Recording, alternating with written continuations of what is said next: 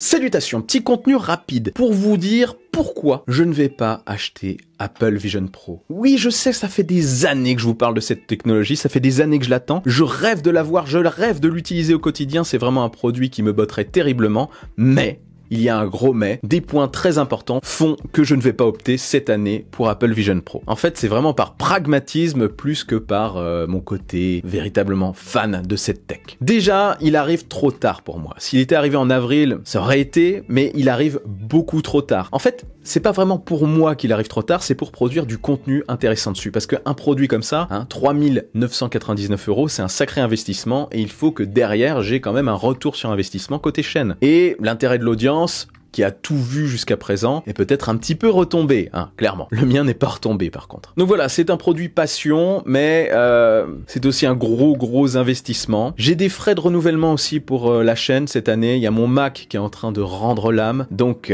ça contribue aussi à me faire réfléchir fortement quant au budget à allouer au produit. Je peux pas tout acheter, même si j'aimerais tout acheter pour vous en parler. C'est pas possible, vous vous en doutez. Et le contenu, comme je le disais, a déjà été traité par la majorité des utilisateurs. Pour l'instant, je me contente de mon Meta Quest 3 qui apporte des grosses nouveautés progressivement qui se rapprochent de ce qu'on voit sur le Vision Pro.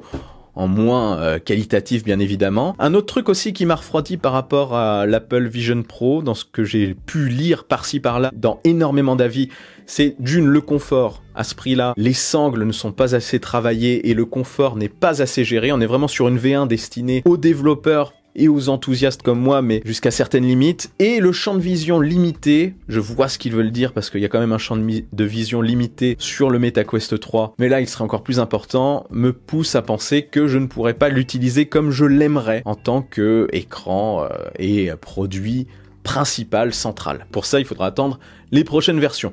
Prochaine version d'ailleurs, qui m'a fait aussi beaucoup réfléchir. C'est une info selon laquelle Apple Vision classique débarquerait en 2025 et cette fois-ci pour tout le monde. Oui, cette version n'arrivera pas en décalé, contrairement à celle-ci. Donc l'Apple Vision classique sera moins cher et intéressera aussi beaucoup plus, à mon avis, les utilisateurs. Ça sera une version plus abordable, plus accessible. On parle d'une diminution de prix par 2. On va voir ce que ce produit aura de moins par rapport au Vision Pro, mais en tout cas, ça sera plus intéressant peut-être d'en parler aussi sur la chaîne. J'ai beaucoup cogité. En gros, mon côté pragmatique a pris le dessus sur mon fanatisme, donc je vais attendre un petit peu. Bon, après, il peut y avoir des offres très intéressantes, même si je peux récupérer la TVA comme j'ai une entreprise, ça reste quand même très cher, mais on va suivre ça. Attention par contre, je vais tout faire pour le tester et je vous donnerai mon ressenti sur la chaîne lorsque j'aurai trouvé le moyen de le tester sans me ruiner. Voilà, c'était le petit message rapide, une petite vidéo express comme ça pour vous partager le pourquoi du comment parce que je vous en parle depuis un moment.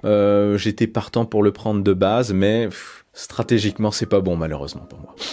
C'est triste. Voilà, dites-moi en commentaire si vous allez le prendre, si vous l'avez déjà, et ce que vous en pensez. N'oubliez pas le bon pouce en l'air qui claque, l'abonnement de force. Je suis aussi sur les réseaux sociaux. Vive la technologie, vive le futur, et rêvez les amis.